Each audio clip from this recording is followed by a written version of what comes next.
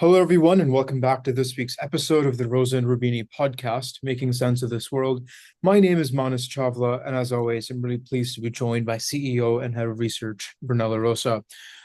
Brunello, this week we're talking about Russia continuing its provocations in Europe, knowing that Trump won't react. We got a few interesting signals on this at the UN General Assembly this week.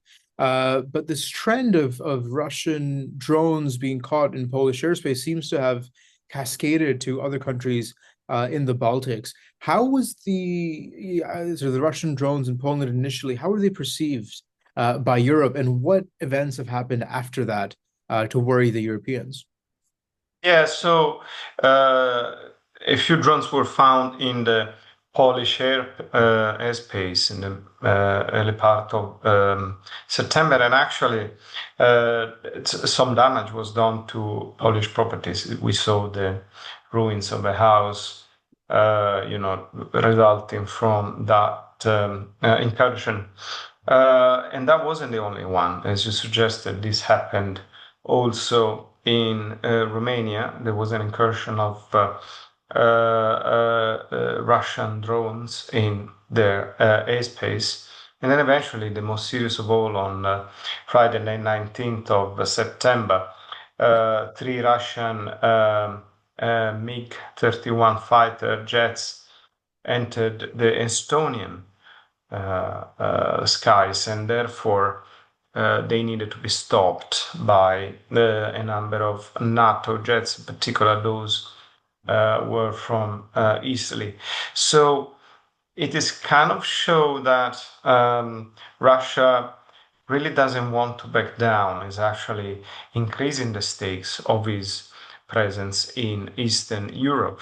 We know that there's a high profile, full scale invasion of Ukraine ongoing, but the border with NATO has massively increased since Sweden and Finland, in particular, the borders with Russia have entered NATO. And so now the border between NATO and Russia is very, very long. It's all Finland plus the Baltic countries and so on. So these continued provocations show that Russia wants to test the ability of NATO to react, in particular the European countries.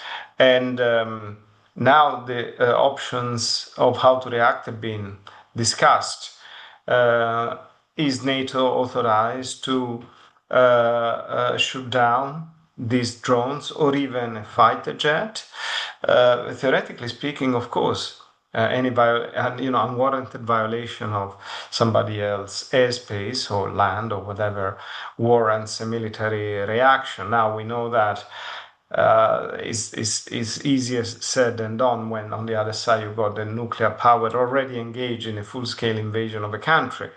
But Russia, knowing that, is exactly the reason why they believe they have some leverage in perpetrating this kind of actions. Yeah. Initially there were fears that this might have been an accident. I think there's enough evidence has been corroborated now that this was clearly intentional on the Russian side, as you said. Yeah. So the simple question is, why is Russia acting like this? And do you think the European response will be enough? So, as I said, Russia is effectively convinced that the Europeans' response would be weak at best, and the US will not intervene in their defense. This is what apparently um, Putin gathered from his meeting with Donald Trump in Alaska. Somehow, Trump thought that Putin felt more vulnerable than he initially believed, but also Putin clearly got the impression that Trump is not going to come to the rescue of the Europeans anymore, and therefore is testing these borders. Um, Again, Europe needs to defend itself at this point. The US may or may not be part of the reaction, but as a number of analysts have already shown, um, it is possible that a full-scale, let's say, military operation could suddenly reverse the equilibria that have emerged after World War II. You also point out in this week's newsletter the views of Richard Shiref. Tell me more about what this former Deputy Supreme Allied Commander of Europe said. So this is what I was referring to. Richard Shiref is the one that believes that a military action by Russia, supported by clearly other countries, being China, for example, could overwhelm Europe and change the equilibria that came out of World War II in just 3 to 5 days.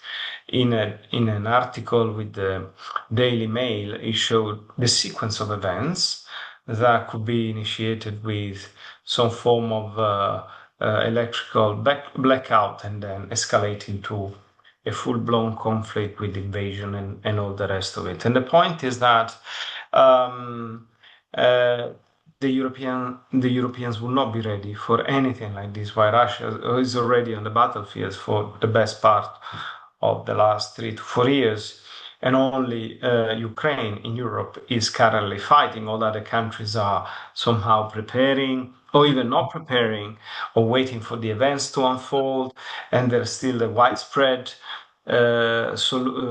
discussion on whether is NATO and the Europeans that have provoked the Russian invasion of Ukraine. So while we are still in Europe and the Western world embroiled in endless discussions about the motivations and this and that, there's a reality on the field that is much um, is much different. It's moving at a much faster pace, and the new reality that really Europe needs to adapt to is the fact that the US are not going to be there to defend it anymore. So unless they really step up their defense system, they may actually be overwhelmed over in the space of just a few days if Russia decided to do so.